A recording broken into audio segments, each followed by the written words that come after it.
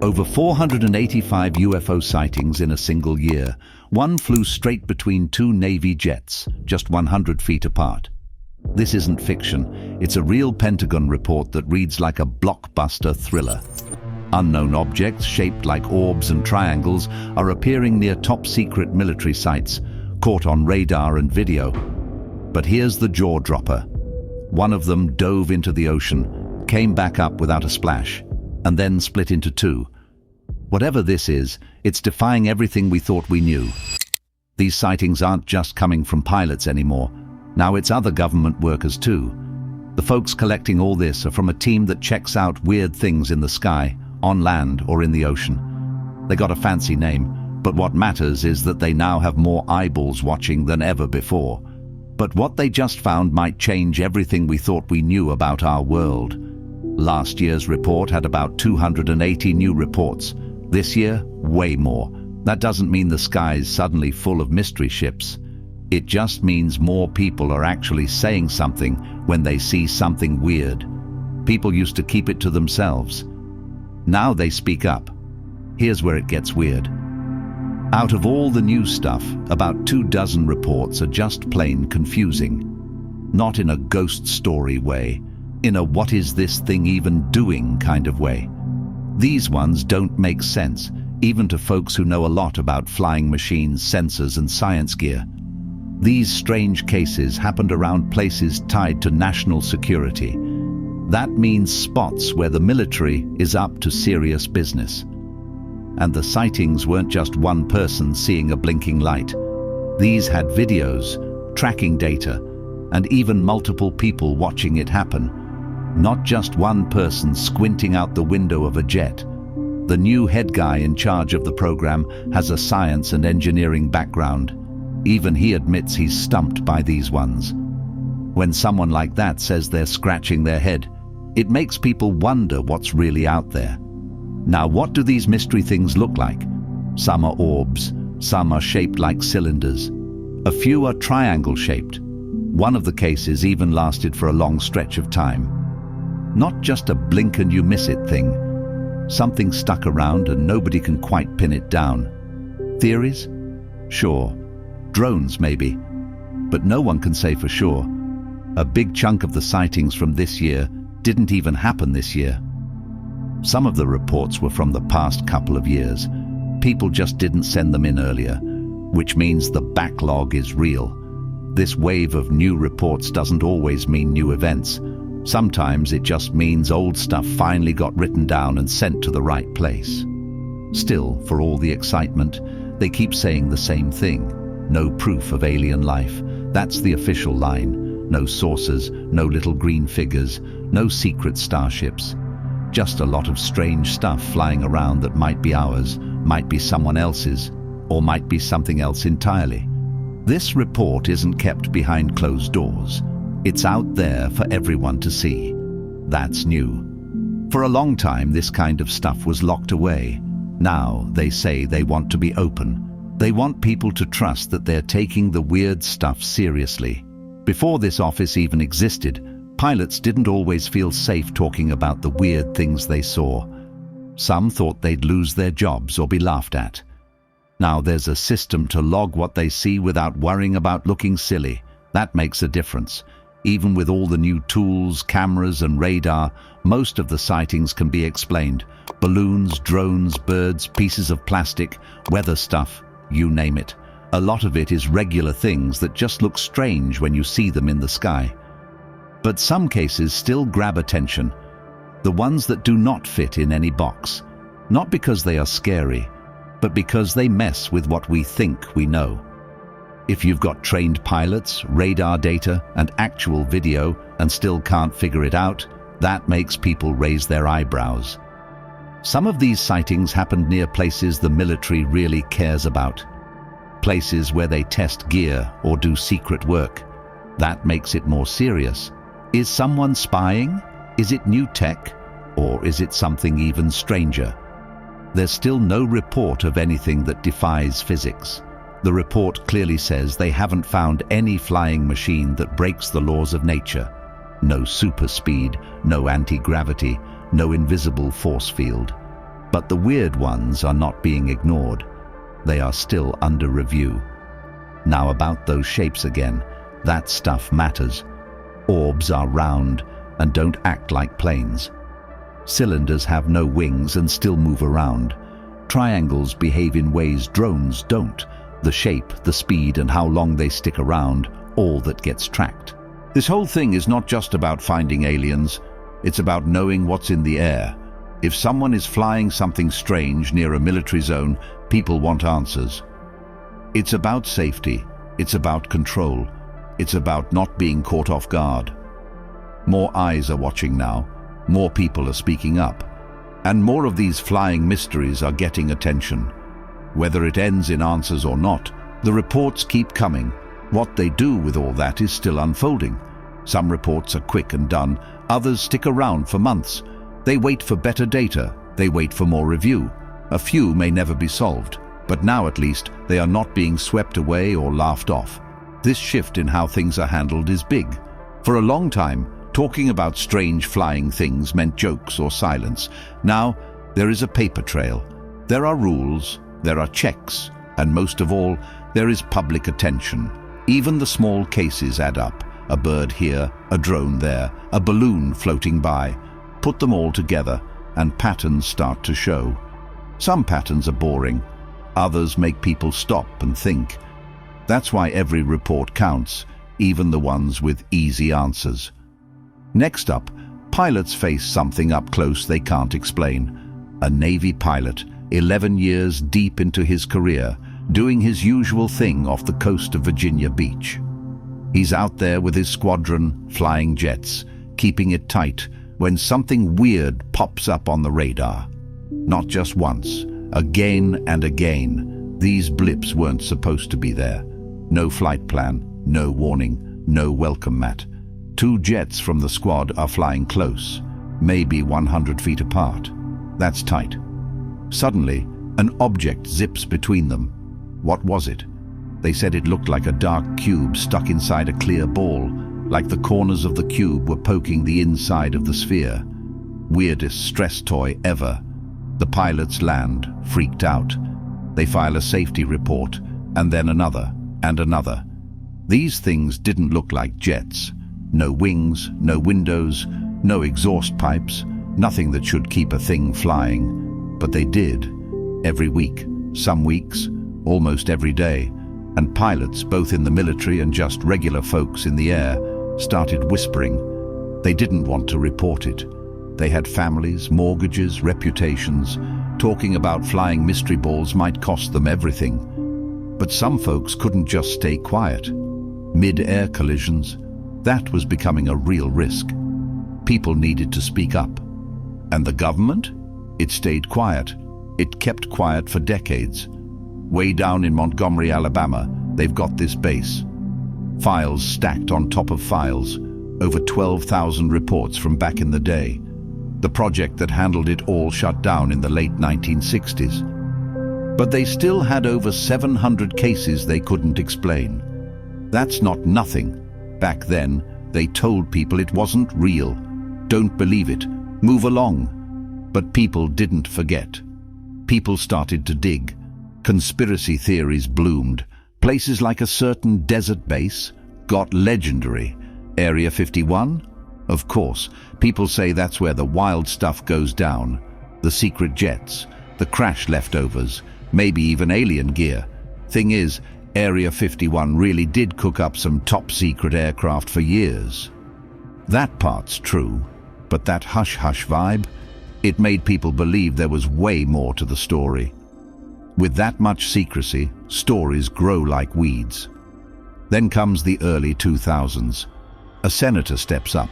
He pushes the Defense Department to dig into this stuff. He's loud about it, wants the truth out there, wants the American people to know what's in the sky above their heads. A major newspaper jumps in, breaks a story in the year 2017.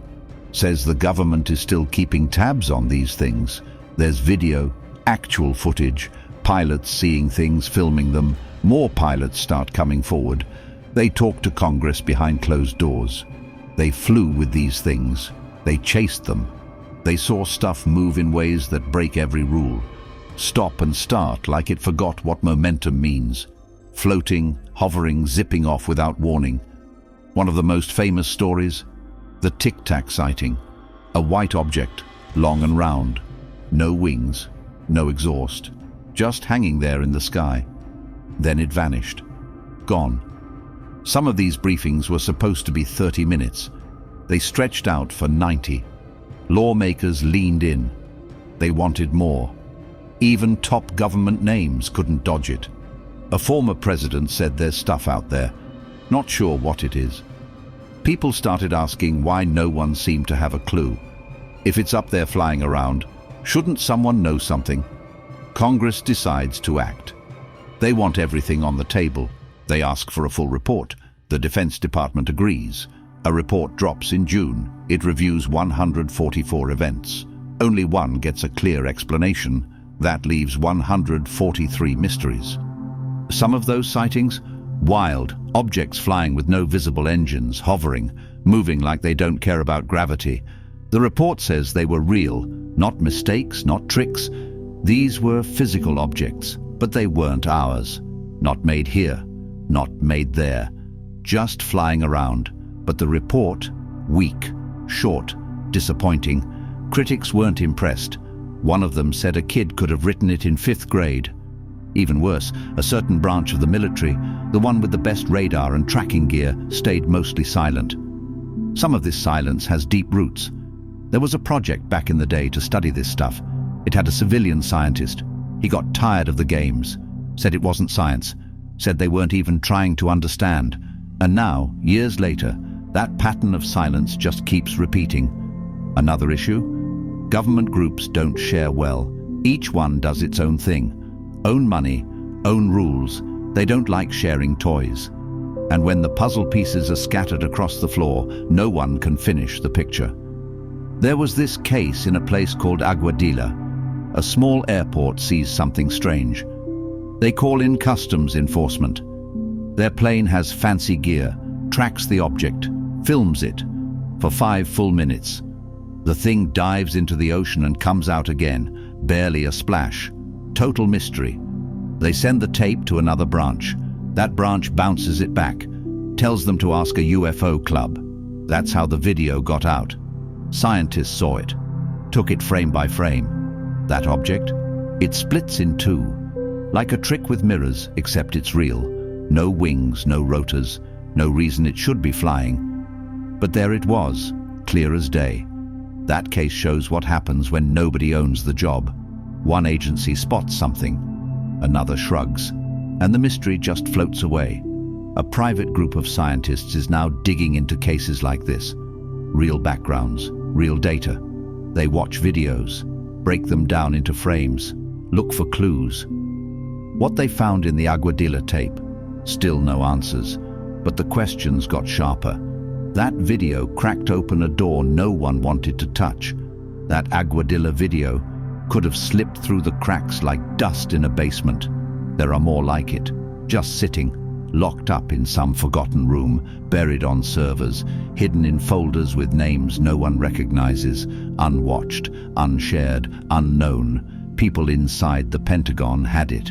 The actual video, the actual data, and not just that one clip. There are others, a lot more, enough to make someone stop and wonder how deep the hole goes.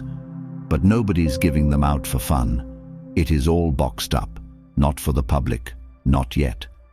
Some of these clips are not your usual blurry nonsense, not tricks of light, not camera glitches.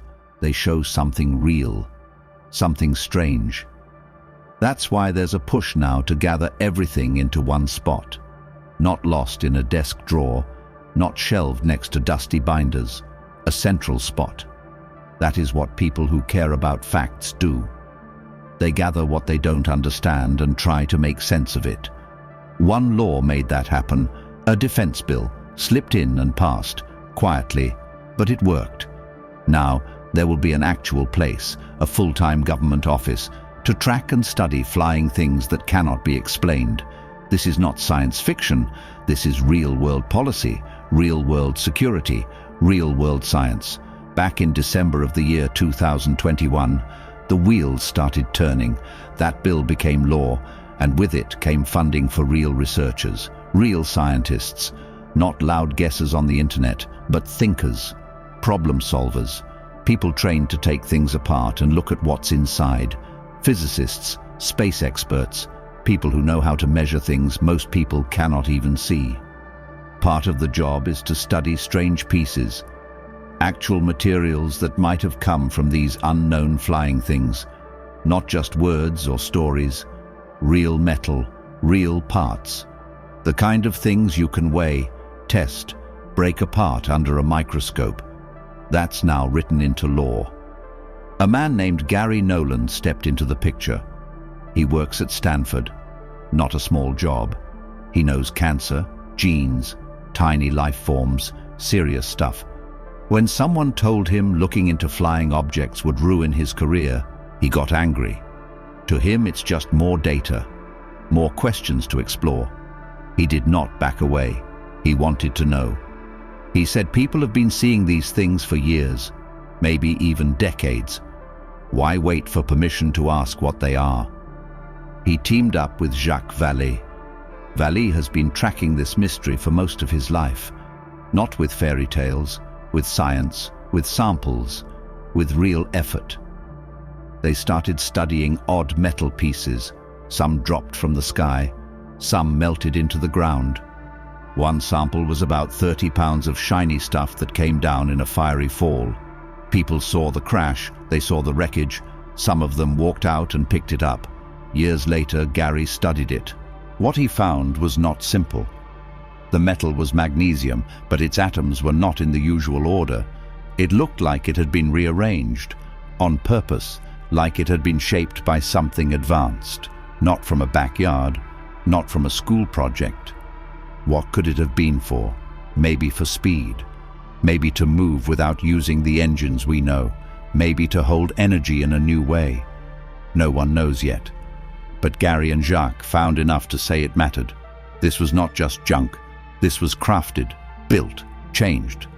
Some scientists want to ignore these things. That is not what Gary does. He wants to study, because skipping the puzzle might mean missing the answer. The solution could be right in front of us. We just do not know yet. The government already admitted these flying things are real. That made people listen. Suddenly, professors were interested. Engineers, people in big labs, not just people with blogs. There was a report from the government. It said they had seen flying objects they could not explain. No one could. They had no names for them, no backstories. That meant it was time to bring in more eyes, new minds, bigger tools. A Harvard professor decided to build something new. He started the Galileo Project. He grew up driving tractors, reading books on big ideas. Now he builds domes full of cameras that scan the sky without stopping, every second, looking for anything that does not fit. The cameras are smart. Software sorts out birds, bugs, clouds. Then it flags what's left, the things that do not make sense, the things worth watching. And this group, they do not laugh off strange stuff. They consider every possibility, even the big one, even visitors. The Galileo Project is not a basement hobby. It is Harvard-funded. It is public. And it is pulling in scientists who are not scared to ask big questions. They are not believers. They are not dreamers. They just want answers. In November of the year 2021, a big meeting took place inside a huge church in Washington. Big names showed up: space chiefs, intelligence leaders, business giants. They sat and listened. The question on the table: are we alone? A congressman named Andre Carson held hearings, out in the open, the first ones in over 50 years. People asked tough questions. Pilots said they saw things flying too close to jets, too fast, moving in ways we do not understand. They said some of these things were near missile bases, where real nuclear stuff is stored, and then without warning everything shut down. Systems failed, lights went dark, nothing worked. That is not something to brush off. What if the truth is already known but hidden? Like, comment and subscribe if you're ready to ask what they won't answer.